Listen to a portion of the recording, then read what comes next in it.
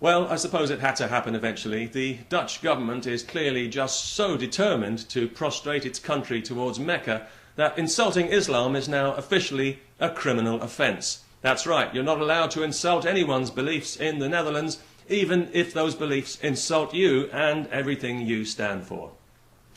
As part of the ongoing Islamisation process, the Amsterdam Appeals Court has sanctioned the prosecution of an elected politician for making a film critical of Islam and for comparing the Quran with Mein Kampf. Now, I have to say I've never actually read Hitler's book, but I have read the Quran, and as an unbeliever, which I am, by the way, I don't know if I've ever mentioned that before, if I talked about Muslims the way their holy book talks about me, I'd be arrested for hate speech and I'd probably end up in prison. Fortunately, I don't feel inclined to behave in that way because I don't feel the same level of hatred towards Muslims that their holy book evidently feels towards me.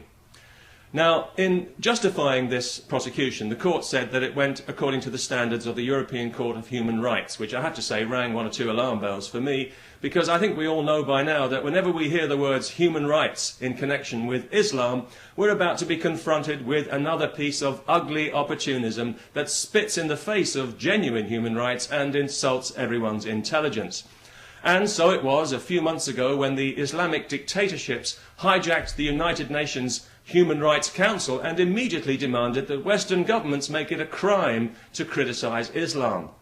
At the time, I didn't know whether the Dutch or the Swedish government would be the first to snap to attention and offer them everything they want on a silver plate, but in the event, the Dutch establishment just happened to have a convenient fall guy who they didn't want embarrassing them anymore, because let's be fair, they're more than capable of embarrassing themselves. And what a wonderful job they're doing of that at the moment, embarrassing not only themselves, but their people, their country. In fact, the entire continent of Europe is blushing for Holland today, especially for the dimmy judges of Amsterdam, to whom the politics of appeasement are clearly more important even than justice. Shame on you. And what kind of justice system is it where the truth is inadmissible as evidence? What kind of a place are the Dutch people allowing their country to turn into, from a beacon of enlightened liberal values to the leading edge of the new totalitarianism in just a few short years, thanks entirely to the influence of Islam? You're being chewed up and spat out is what's happening to you people. Look at what you're doing. You're prosecuting a man who lives under 24-hour protection from attack by violent Muslims, yet he's the criminal for expressing an opinion. Lewis Carroll couldn't have written this one any better. Nobody should be compelled to respect an ideology that doesn't respect them. And Islam respects nobody. It claims dominion. Respect doesn't come into it. You submit. That's the deal. The Dutch people are finally waking up to this fact. 60% of them now consider Islam to be a threat to their national identity. Unfortunately, none of those people are in power. The ones who are in power have pretty much backed themselves into a corner. Either continue with this toxic multicultural lie indefinitely, or admit to a catastrophic mistake in opening the floodgates to Islam in the first place. But they could never do that because that would be racist. That's quite a predicament, isn't it? It would be funny if it wasn't so tragic. In fact, it's still quite funny because stupidity in action is always pretty funny. But this is a dark hour for the Netherlands, there's no doubt about that. And it's also kind of a watershed moment for the rest of Europe. We'll all be watching now to see how this turns out.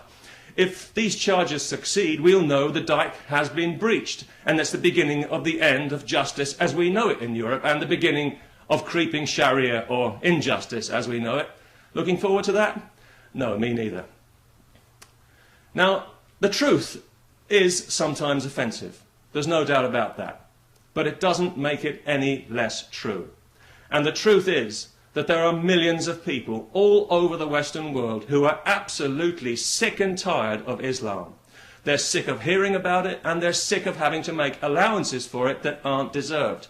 And they feel enough is enough, and their voices will be heard. The multicultural mafia can pretend it ain't so, and they can pass all the laws they want to and continue to harass people and shut down internet connections and generally behave like the Gestapo, but it isn't going to work. You can't change people's hearts by force. We are not going to respect Islam until Islam starts to respect us. But then, if that ever happened, it wouldn't be Islam anymore. And that, in a nutshell, is the problem. Peace, and good luck, Netherlands. You're going to need it.